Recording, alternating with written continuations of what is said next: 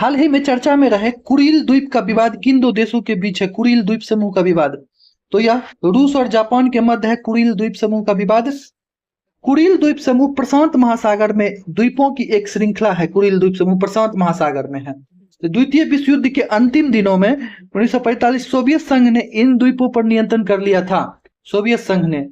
विवाद मुख्य रूप से जापान की माने तो विवाद मुख्य रूप से दक्षिणी कुरिल द्वीप के 4 द्वीप इटरूप, कुनासिर, सिकोटन और हावोमाई इन चारों द्वीपों से संबंधित है। इन चारों द्वीपों को इटरूप, कुनासिर, सिकोटन, हावोमाई को जापान अपना हिस्सा मानता है और उसे उत्तरी क्षेत्र कहता है, नॉर्दर्न टेरिटरीज कहता है जापान। रूस का पक्ष है कि द्वितीय विश्व युद्ध के परिणाम स्वरूप वैध रूप से प्राप्त भूभाग मानता है रूस इसे, और वर्तमान में इन पर रूस का ही वास्तविक नियंत्रण, डिफेक्टो कंट्रोल रूस का ही है।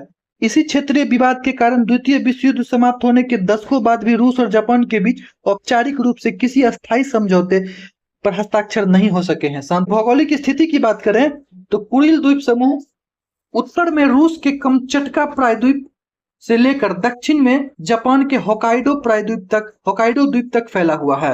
ये देख सकते हैं, कमचटका प्रायद्वीप यहाँ तक है और होकाइडो द्वीप ये है। इस बीच में फैला हुआ है कुरिल द्वीप समूह। कुरिल द्वीप समूह में लगभग 56 मुख्य द्वीप और अनेक छोटी चट्टानी संरचनाएं शामिल है। कुरिल द्वीप समूह में यह द्वीप श्रृंखला ओखोटस्क सागर को उत्तरी प्रशांत महासागर से अलग करती है।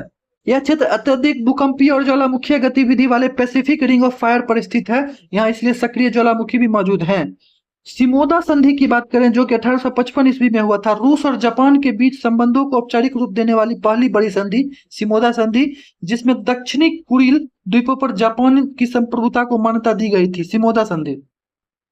सैन फ्रांसिस्को शांति संधि 1951 की संधि के तहत जापान ने कुरिल द्वीपों पर अपने सभी दावों को छोड़ दिया था, लेकिन जापान का तर्क है कि दक्षिणी 4 द्वीप इस संधि के अंतर्गत कुरिल समूह का हिस्सा ही नहीं थे।